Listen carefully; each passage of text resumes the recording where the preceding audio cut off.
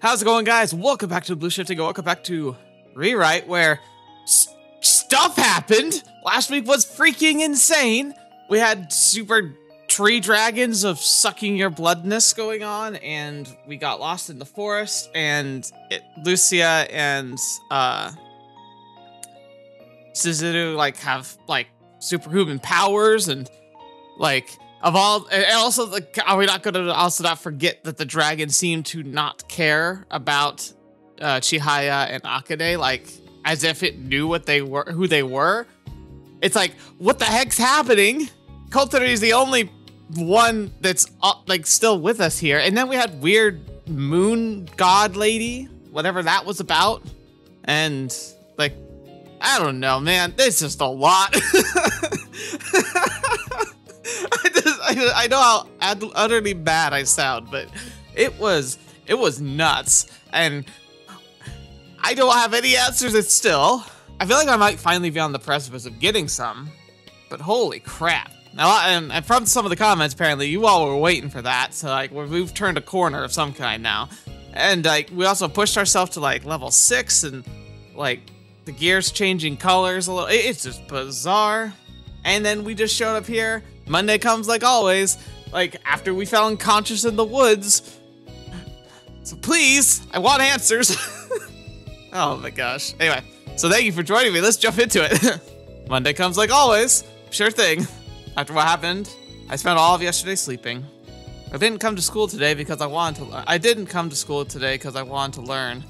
I came because there was something I needed to make sure of. I arrived to class early. And wait. なあ、課題ってやった？収穫祭って来週の月曜からだっけ? Okay, so the Harvest Festival's a week from Monday. So we have 7 days until the Harvest Festival. I mean, I'm guessing that that's gonna be some kind of deadline, because the Harvest Festival's been a thing that's been talked about this entire game. There's gonna be something special about it. お前メール出したのにスルーしたろ。ああ、昨日は漫画一気読みして。丸一日潰しちゃったよ。 It's gotta be really weird because we're now so embroiled in something so bizarre, and then you hear about people talking about normal life stuff. I wonder if that's what it's really like when you're going through something either traumatic or just exceptionally intense, having gone through a recent accident, or having a family member who gets sent to the hospital, or we're life-changing stuff, the ground-shaking stuff, and then you go out and about, and it's you watching everyone else as if they're just, they're just having normal lives, and it's they have no clue what turmoil is going through you, how upset and shaken your heart is, and you're just kind of there, but the rest of the world's rotating around you, but you feel like you're stuck in place. It's a real feeling. The sound of my classmates talking to each other melts together into an unending BGM. Normally, these sounds of everyday life would have comforted me, but right now, they feel like nothing more than white noise. I can feel my heart breaking. This isn't good. I need to return to my usual optimistic self, but I can't muster the energy to do it. Or at least not until I'm certain. Not until I can relax again. I doubt I'll be able to calm down until then. I guess in the end, I'm not as boundlessly optimistic as I thought I was. But I mean, can you blame me? No. After what I saw? After what you felt? Thinking back to it now, I can't help but think it was all just a dream. Could something like that actually happen in real life? I'd like to believe it had all been a dream. If Lucia or Suzuru show up to the classroom, I'll be able to believe that. If I can just ask Kotori and Chihaya about what happened on Saturday, I'm sure they'll tell me I imagined it all. Or if I can go to Akane and have her explain everything to me. Most of my classmates have arrived. All except the few I want to talk to. Time passes by slowly. Only 1 minute left until class starts. Everyone's in their seat, chatting happily away with each other. The few remaining empty seats stand out. The only people missing are members of the ORS. I still haven't seen a single one of them. The door opens.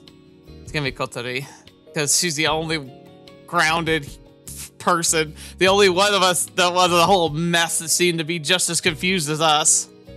Oh, it's Kotori. Oh, it's Yoshino. Oh, it's just Yoshino. I really don't feel like talking to him today. Despite that, his gaze stops at me. I can feel staring.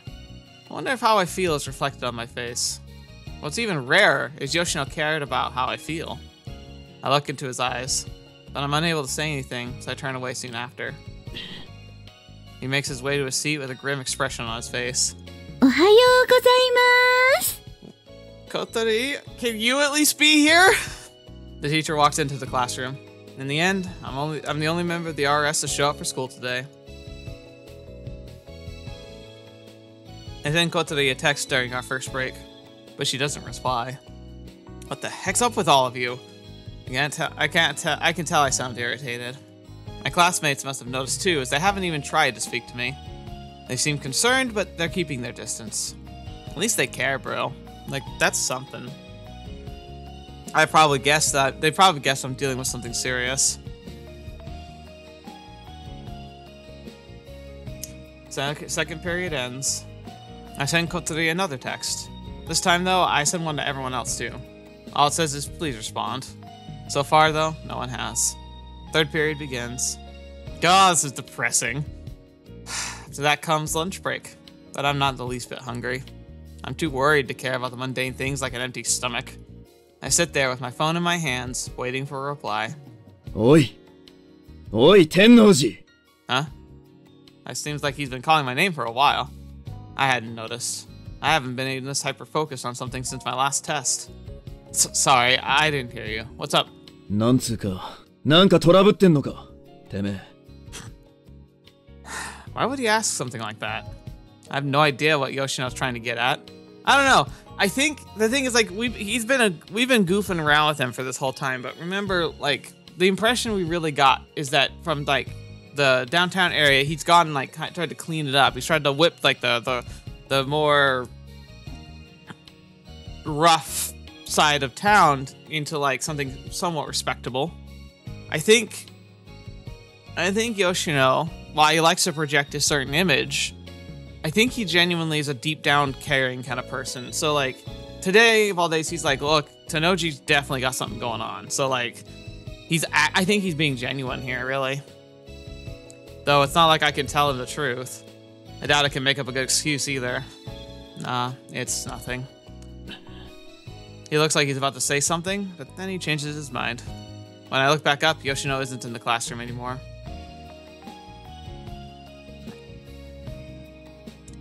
School ends for the day. The moment the bell rings, I call Kotori, but I'm immediately forwarded to voicemail. Normally I'd hang up at that point, but today I leave a message asking her to call me back. Guess I'll try the club room. Lucia, Suzuru, Chihaya, Kotori. All of them were absent today. The only person left is Akane. I hurry to the club room. Oh, you've got to be kidding me. The club room's locked as well. I knock. Rez, are you there? It's me, Tennouji. It doesn't seem like there's anyone on the other side of the door. She probably isn't in. And if she's not in the club room, that means she hasn't come to school either. She, like, lives here, so... After all, she's always in the club room if she's here. I want someone to reassure me that things I'd seen on Saturday weren't real. I want Lucia and Suzuru to tell me it all been some kind of elaborate joke. But I know. It's nothing more than wishful thinking. That was no dream. It was reality. Dragons. Another world. Betrayal. Each and every one of them sounded unbelievable, but I'd seen them all with my own two eyes. I slumped to the ground in front of the club room door. Beyond the door lies the youth I'd longed for.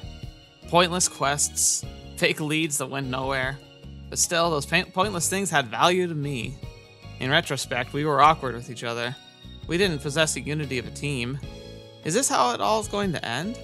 I can't imagine us recovering from this blow. Yeah, I have to agree with you there. Though, like, it felt like things were a bit on shaky ground anyway, because then, like, didn't they have a whole thing where, like, off, like, in the background, like, Chihaya and Lucia had, like, some kind of big fight, and resolved some kind of issue? Maybe this was, maybe this was inevitable. Maybe there was not going to be another way for this all to kind of end.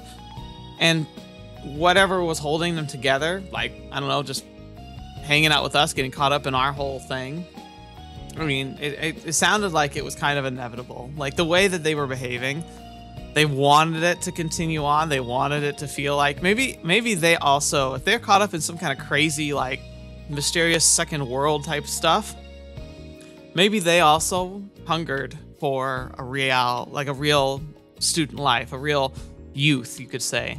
Maybe that's why they kept coming back to the ORS, is like, just like Tennouji, they just wanted to feel like they had a place, and now even that's gone. The Occult Research Society has fallen apart.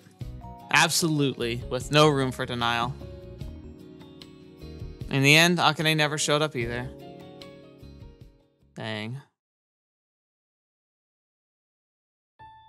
Kotori doesn't answer her phone. All of my calls end up going to voicemail. And I never receive any replies to my emails either. I don't want to think too much about it, but I can imagine why the others wouldn't want to answer me. Everyone appears to have been concealing a part of themselves. But I thought the Kotori would be different. We were always together. We were a team before this whole thing ever started. I know, right? Fetch me! The ORS will be no more. There's nothing I can do to change that. Like a natural phenomenon, it has simply happened, and I have no choice but to accept it. But Kotori has no reason to disappear along with it, none at all. What the hell is she doing? Oh crap, I almost started crying this early in the morning. How messed up is this? I've lost everything all at once. It's almost time to leave. Can I go to school feeling like this? No way. I won't be able to concentrate in class, and most importantly, I can't stand bottling up and stewing in these feelings. But then what is there for me to do instead? For starters, I decide to leave and head straight to Kotori's house. Yeah, that's what I was thinking. Like, why are you taking this long to go to her house? Even just to talk to her parents. Be like, is she, like, here? Like, she's alive, right? Like, I know that sounds really weird, but, like, please, like, she's breathing? Okay, good. Praying that she's merely returned to her old habits of skipping school. Hello? Excuse me? Anyone home? I ring the bell multiple times and no one answers the door. Is no one home? Not even her parents? Oh, great. Possibly one family trip. Yeah, right. The trip with your mom and dad the day after having a life or death encounter with a freaking dragon. Not even I'm that far off the deep end. Seems like I have no option but to break into her house. You know what? It's funny. If he had said this an episode ago, I would have been like, dude, you're crazy. But now I'm like, please break in. We got to figure out what the fetch is going on. That would finally allow me to escape for a fraction of this anxiety. I doubt Kotori would be too thrilled by the idea, but this is an emergency. With that settled, I begin considering good infiltration routes. First, I'll have to enter the garden, duck behind the fence, positioning myself in an angle where my attempts won't be visible from the houses nearby. 本館の愛する街は今日も平和だな。 His voice scared me. I don't know why it's so loud. It's the policeman that arrested me before. Oh no. The one that told me to throw my lust on the ground. No way.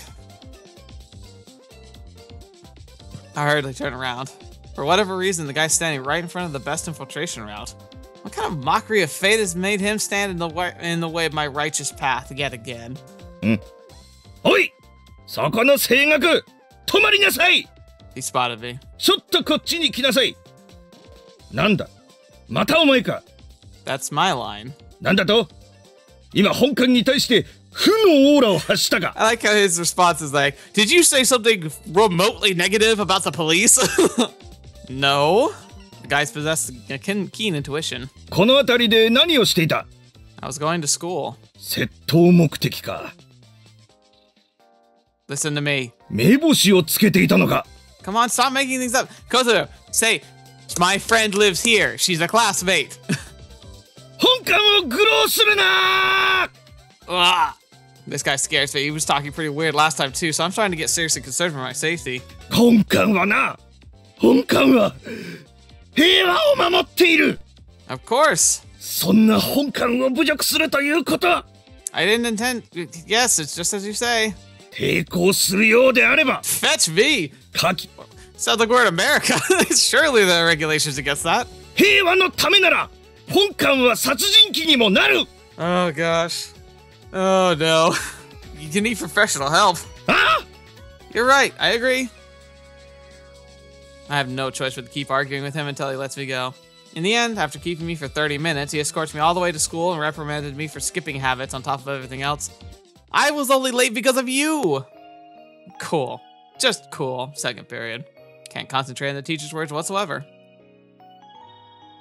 What the hell's going on? Seriously.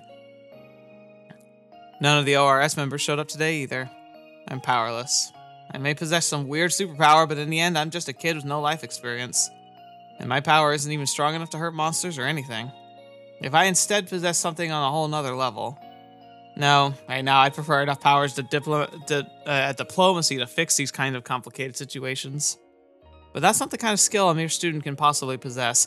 Also, trust me, like, diplomacy requires, like, knowledge. You have to understand, because the first step in any, like, negotiation is common ground.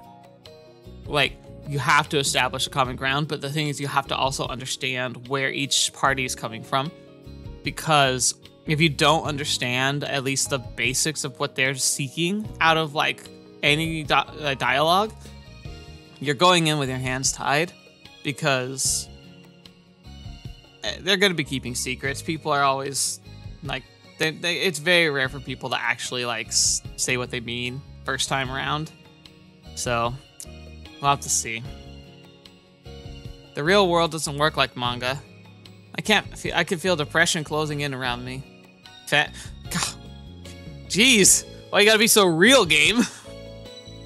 No, there's gotta be something. Not like there's anything else I can do in the middle of class. First things first. After what happened on Saturday, Kotori was without a doubt the one whose location should have been the easiest to track.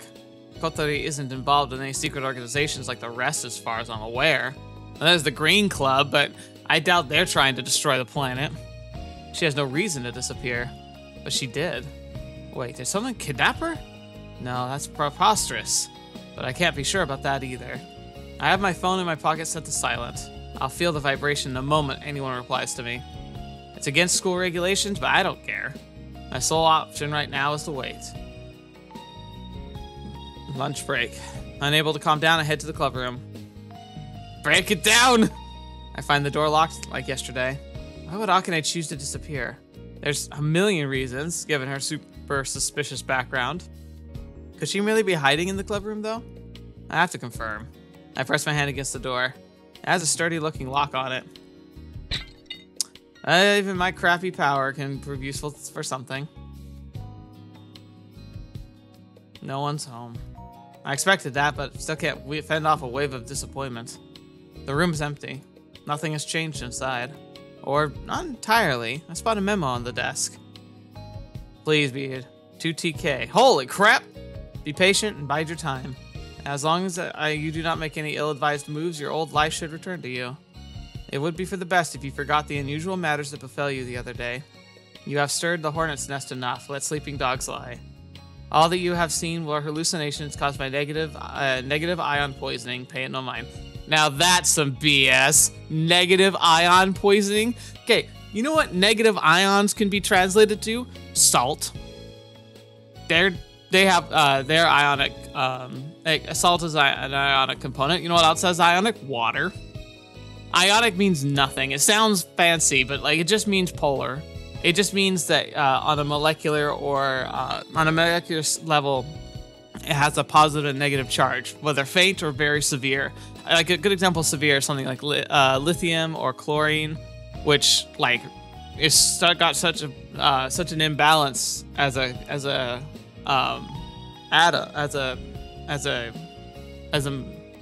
atoms that they rip electrons from other components, which like they're super corrosive. They just steal the basic building blocks of other matter around them, and like it's often a very explosive and heated exchange. As for me, I've left for the Southern Hemisphere to study abroad. Therefore, the Occult Research Society activities are to be suspended indefinitely. Please do not cause a fuss if someone besides myself has vanished as well. Know that your only option is to wait and do nothing. Bull crap, that's all we're doing here.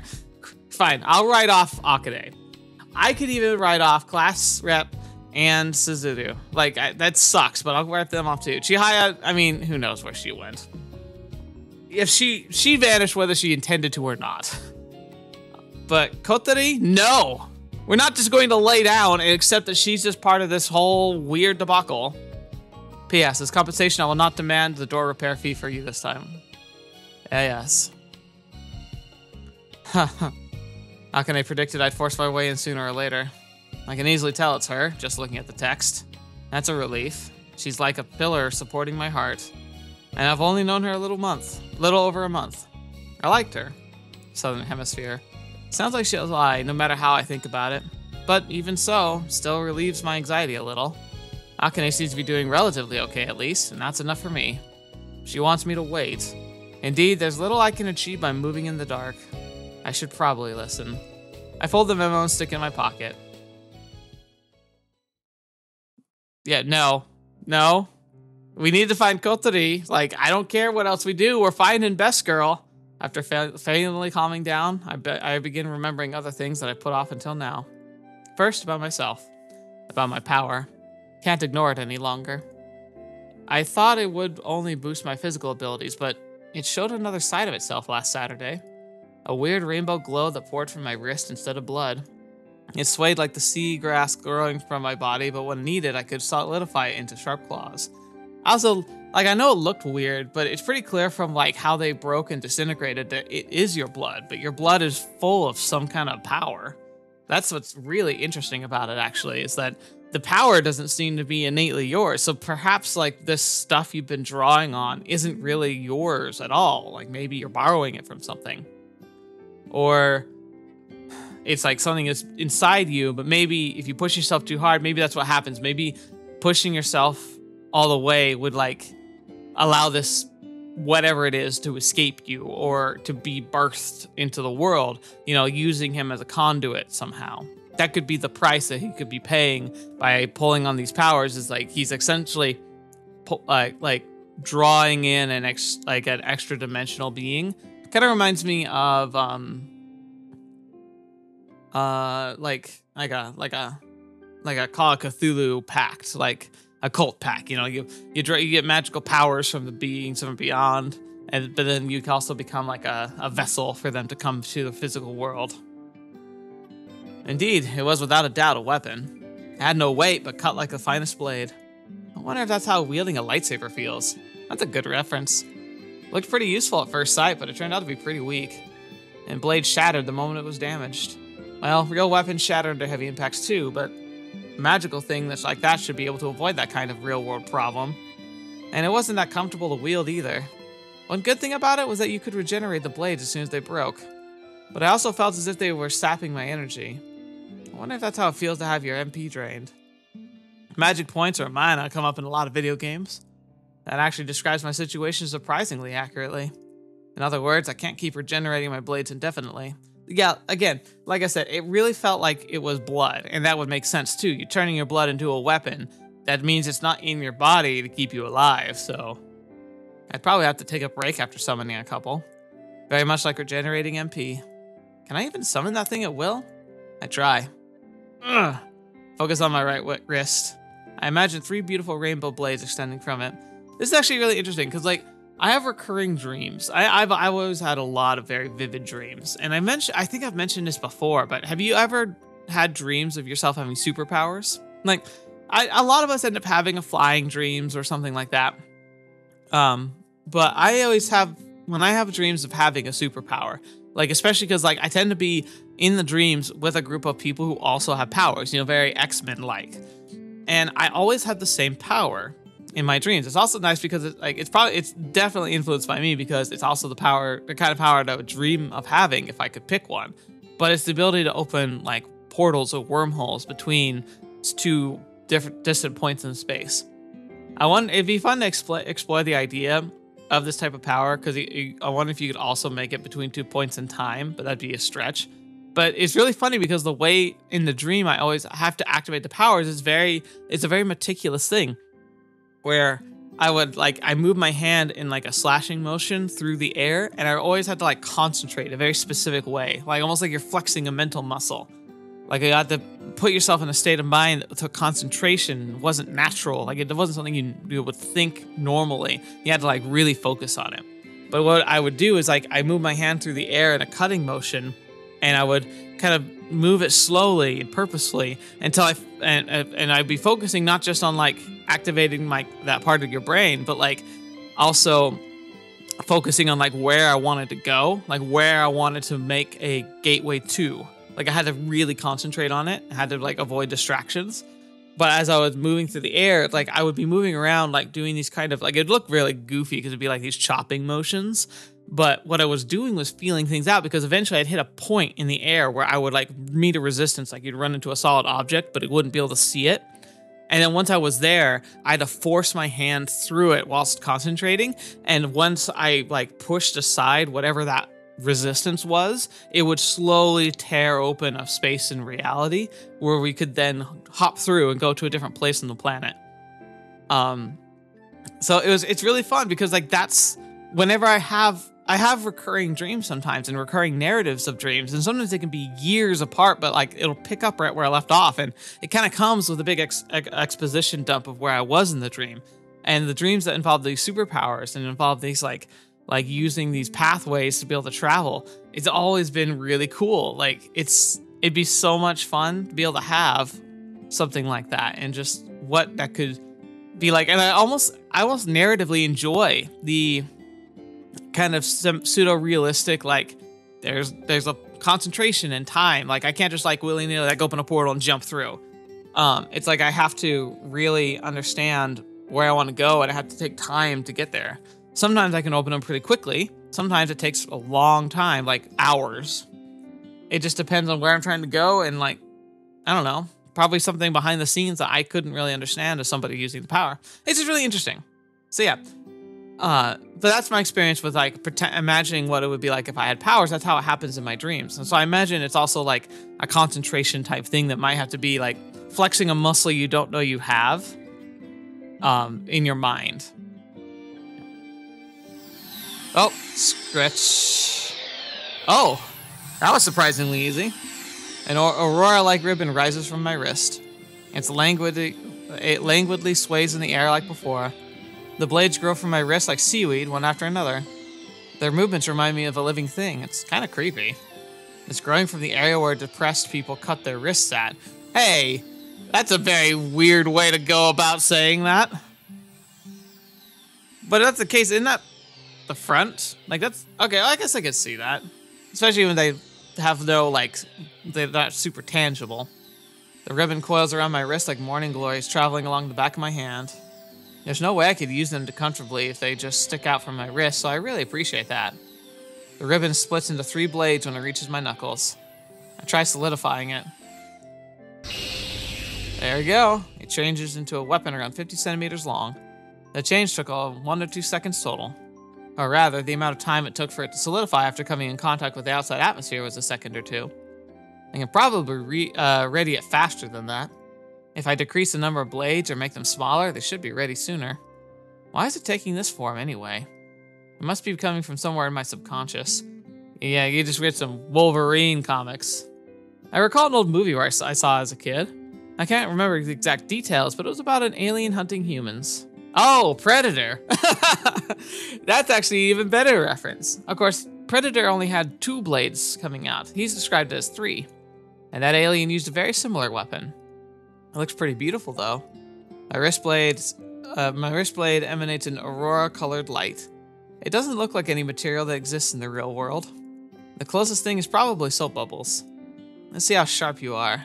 I decided to test it a little. What are you gonna do, slice your bed in half? Can't find anything suitable in the room, so I climb down the stairs to the first floor. I'll use my blade on this tofu, past its expiration date. It cuts through, quite easily. Obviously.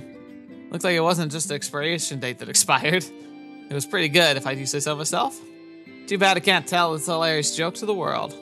Let's try it on shiitake mushrooms next. I like how he's essentially cooking right now. I cut through. It was no resistance at all.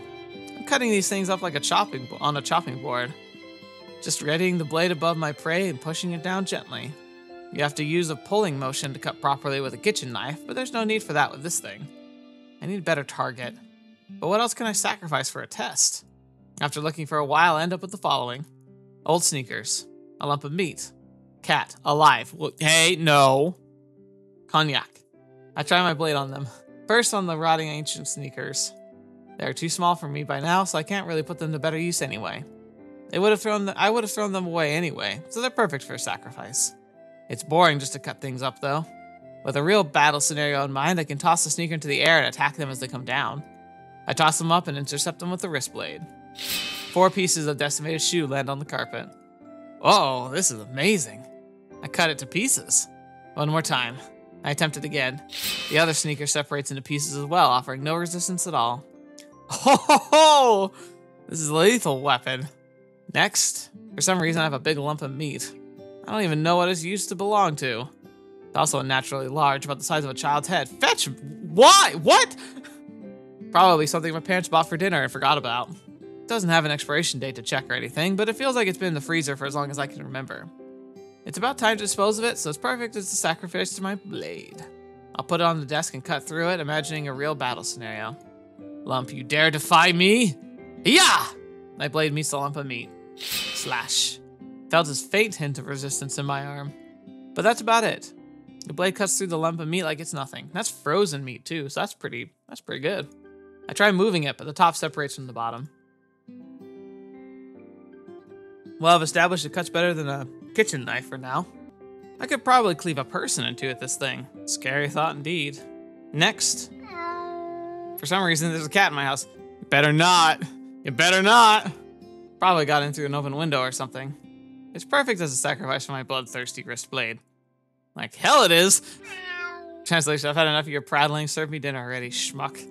This ain't a splatter show. I demand food. Don't enter my house without permission. Morimoto for the next door gave me a gold can. The cat looks like it's hungry. A slice of some chicken breast, heat it in the microwave, and feed it. Satisfied, the cat promptly leaves my house. I use the blade to slice the chicken breast.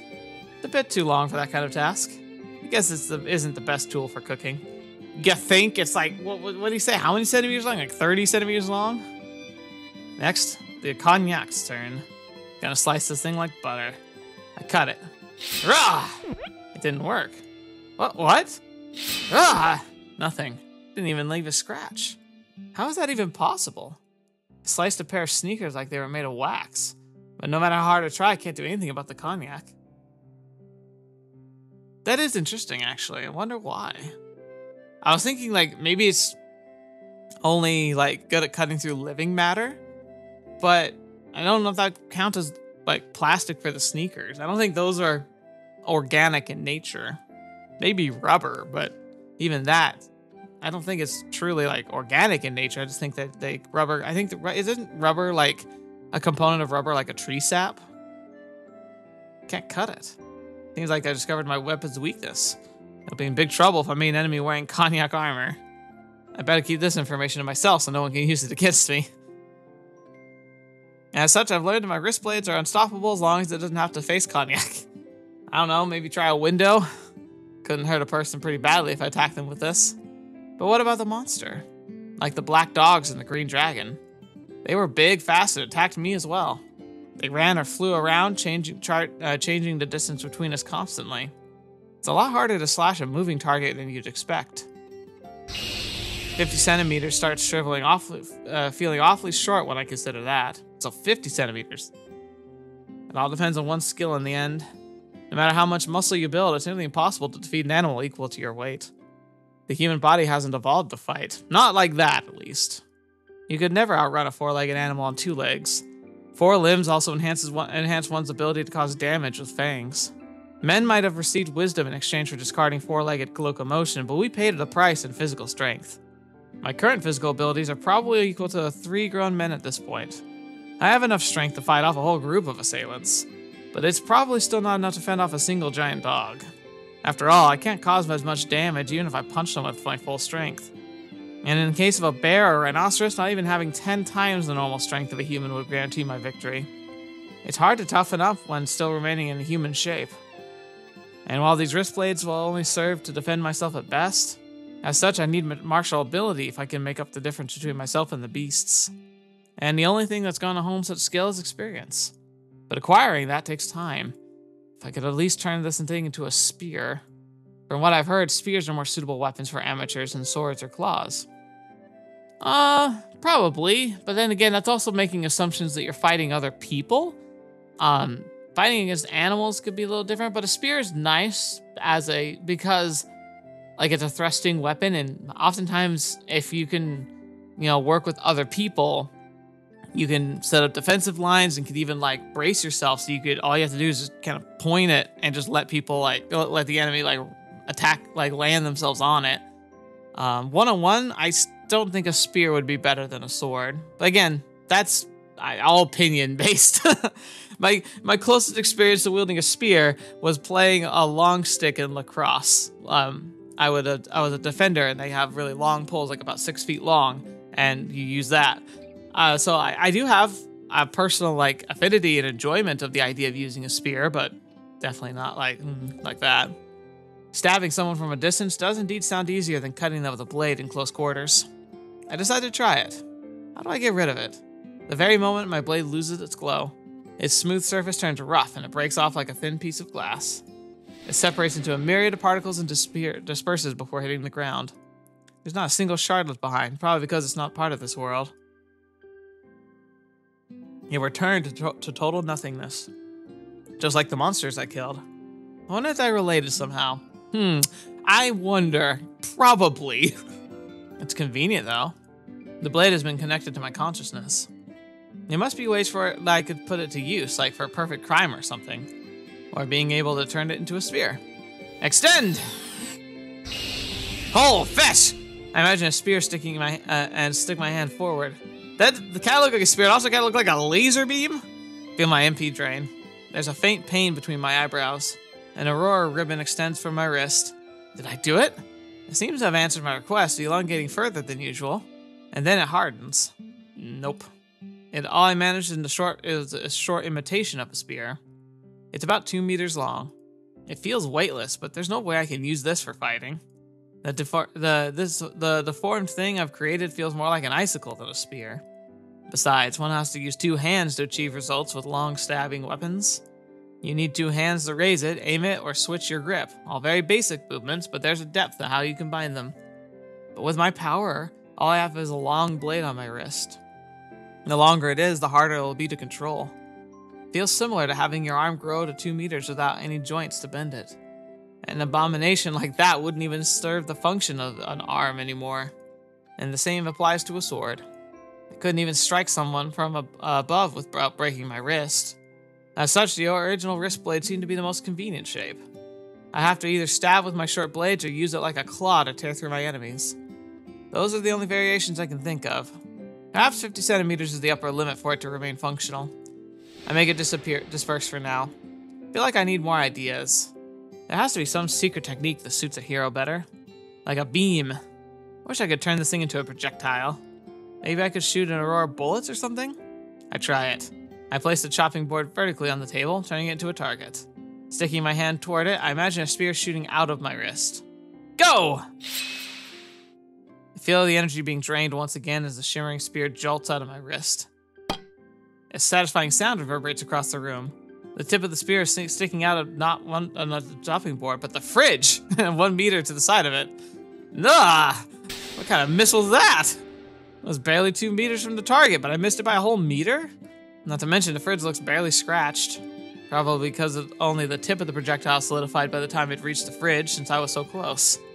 It's useless if I can't make it shoot these in bursts like a machine gun or something. I try a few more times, but I keep missing. Probably need a barrel like a gun to keep the aim of the spear steady. Besides, each projectile I summoned was a little bit different, so it was very hard to get the hang of it. Seems like I won't get anywhere unless I change the spear into something more adapted to quick fights like bullets. Or ninja stars, or... There's a lot of options, bro. There's just too many things to consider if I want a long-range weapon. This is hard. I don't feel like I could hit anyone from a distance with more than 10 meters. Not to mention that my opponent wouldn't be dumb enough to stay still. I need more ideas for this. I decided to think about it later and call it quits for today. It's probably not a good idea to overuse it if it's continuously draining me. That said, how did I end up in this situation, practicing special powers to fight monsters and all that? Monsters? Just what kind of beings were those? Mutants born from the polluted environment? And yet to be discovered species? I'm not aware of any animal that could crumble to dust after dying. I guess monster is the best way to describe them. Besides, beasts, demons, or fiends, maybe. But monsters? Probably easiest to understand. And my power shouldn't have a simple name too. Guess Aurora is fine. I could probably think of something cooler and longer, but the power itself is pretty shoddy. All these things considered, I don't want to name it a name to promise too much. I noticed something funny though. My right hand seems to have become bulkier than my left. The arm feels thicker and the hand itself looks bigger. If I press both my palms together, my right appears to be 7 or 8 millimeters longer. Oh, wait, whoa, longer? Like I thought he was talking about like swelling. But no, he's like holding his arms out and like one of them's like extended further. That's weird. You wouldn't notice if you were looking carefully, but the skin has grown thicker too. I can't even see my blood vessels anymore. That's a bit unsettling. That's bad. I can't exceed human limits while confined to a human body. That's something I've been worried about for a long time. I've been boosting my abilities and using Aurora a lot lately. My power has only resulted in making me stronger and faster so far. There weren't any changes to my appearance before, but on the night of the 13th, I might have finally exceeded the limits of what a human body can tolerate. Could it be that my human shape can't answer my request for power anymore? And so my changes have finally started appearing outwardly as well? It's just conjecture for now, but I have no other way of explaining or testing this phenomena. I'd probably do best by conserving it going forward. But it's like, the problem is like, it's weighing like, should I conserve it? Because it could be detrimental to my health and my ability to, be human. But if I don't practice, then when I do need it, I'm going to be useless. To be honest, I see little value in my power at this point. My physical abilities are on the level of an average martial artist in a manga at best. Probably an unimportant throwaway character if we're talking in Shogun manga terms. Well, yeah, but I mean, unless you're like a god, like you're gonna be a toss-away character in a shonen manga. My stepping on the accelerator even further poses way too much a risk. I can't return to normal after changing myself. I'll be stuck with the newfound powers for life. I don't know why I'm coughing. There's a possibility I could become even stronger if I boosted myself to support this new Aurora ability. But that'd mean the end of normal life if that caused my right hand to turn into some incredible monstrosity. I have to treat this with the utmost seriousness. I have to prioritize reason above heroism. I repeat this to myself over and over again, squeezing the thick wrist of my right hand. That is interesting. We're just gonna keep gliding through the week?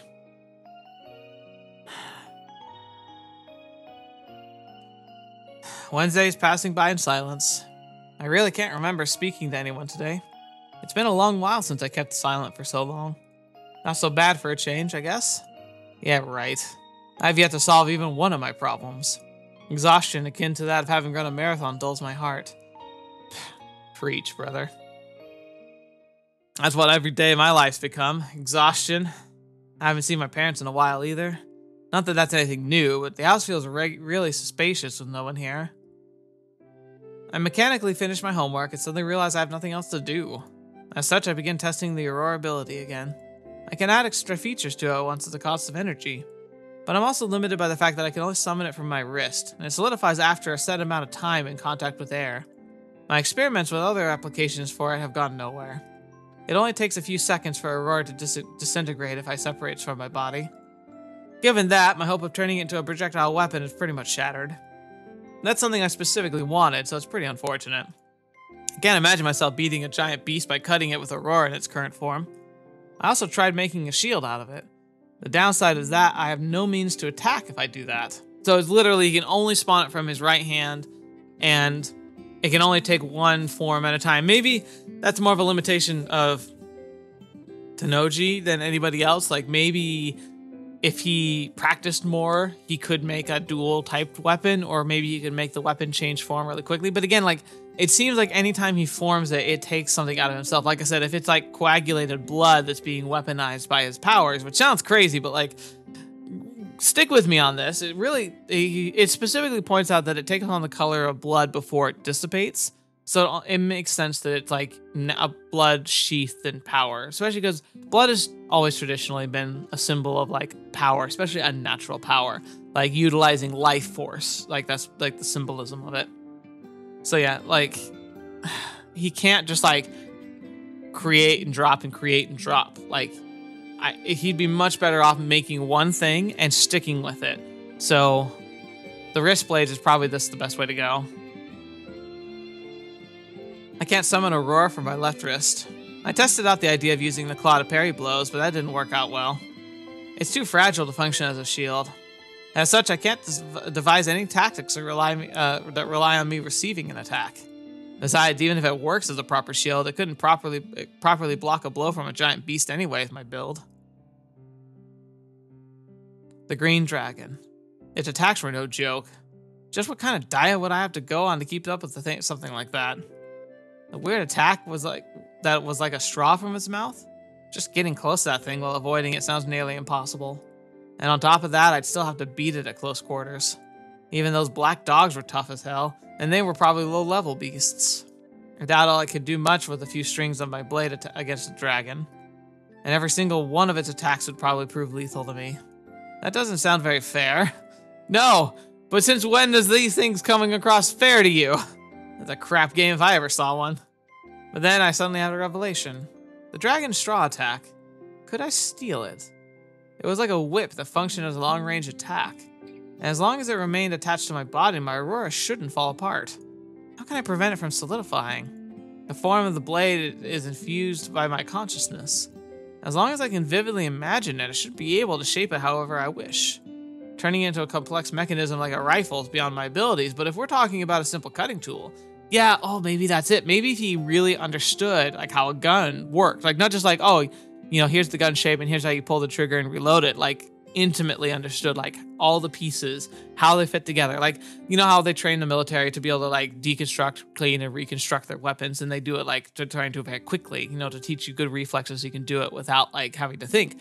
I wonder if somebody with that training had this ability, if they could form a like a gun-like apparatus, especially because like if it like say it has to be attached to your wrist to keep itself formed, like, but it could form into a pistol that's like attached to your wrist. That actually would be a pretty solid idea.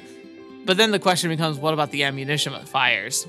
It might be able to fire parts of like the ribboning itself, but like I don't know, like if you're really clever, maybe you could come up with a like a machine gun like feeding belt that comes from your wrist so you could just fire ammo.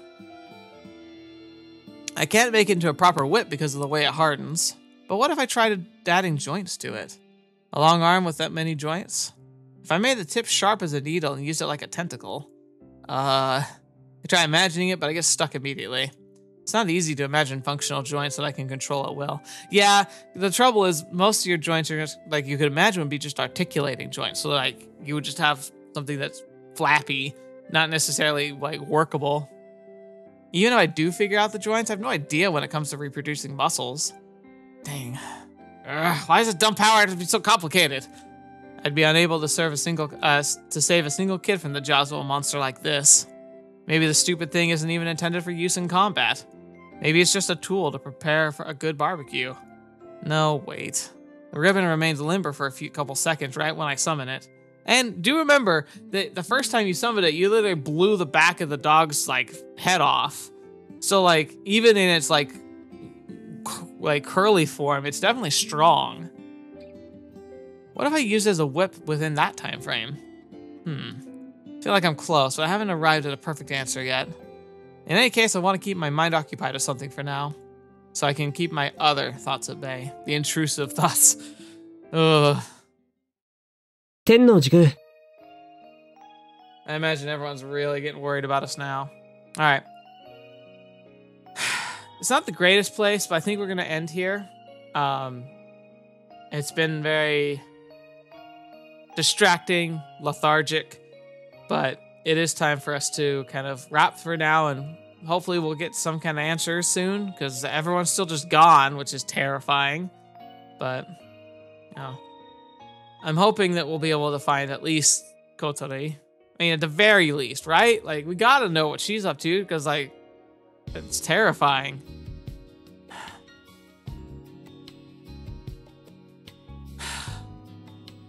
I kind of hate that answer.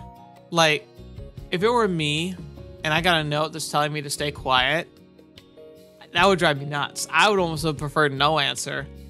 maybe a note just like letting me know that they're still like alive. You know, that's nice, but essentially telling us to be dismissed and not worrying. And plus, she even talked about how like we stirred the hornet's nest. That means we were onto something. That means that there's something going on. I don't know if we should jump into the forest again by ourselves, because that just seems like it'd be asking for it. But there's gotta be more we can look for, or at least something we can try and like find. Interesting. And plus, it's like all Inoue, like we just gonna toss aside the fact that Inoue's like gone, like probably got eaten by that weird dragon creature or something. Like, what is the forest trying to protect? Like, or at least the people who are in the forest and like the weird mystic ability. Like, what do they have to defend there? Like, it's so important that they probably orchestrated the death of that girl, and then pulled their strings to try and make it as like unimpactful as possible, so that in a week people just moved on, which is crazy. And then we have our attack stuff. And now it's all being pushed under the rug too. And somehow it seems like Akane and Chihaya are involved, but like if they are, why would they allow us to even go in the forest to begin with? So maybe they're not involved. Maybe there's like something else going on. I don't know. It's just weird. Akane just seemed like she talked about stirring the hornet's nest. That means like it feels like she knows more about like the purpose of those creatures or what's going on. But if that's the case, then why did she even allow us to go there in the first place? She probably could have dissuaded the whole trip, or like at least like prevented us from like going so far as to get separated. I don't know. There's a lot of stuff that still has no explanation yet. But I hope we get it soon. I feel like we're really there. Like we're right there. And I'm guessing that a lot of the answers are there if I knew what to look for. So maybe people who have either played the game already or have done multiple playthroughs, you might already see all these connecting threads that I keep missing because I don't know.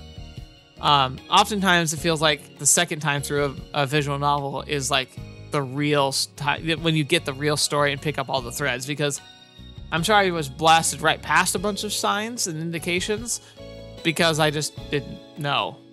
But anyway. Thank you all so much for being here today. Thank you so much for joining me on the channel. It's a pleasure being able to be here with you and share this story. This episode was really depressing, chill, not really a whole lot going on, I could say, really, but it still was worth the contemplation.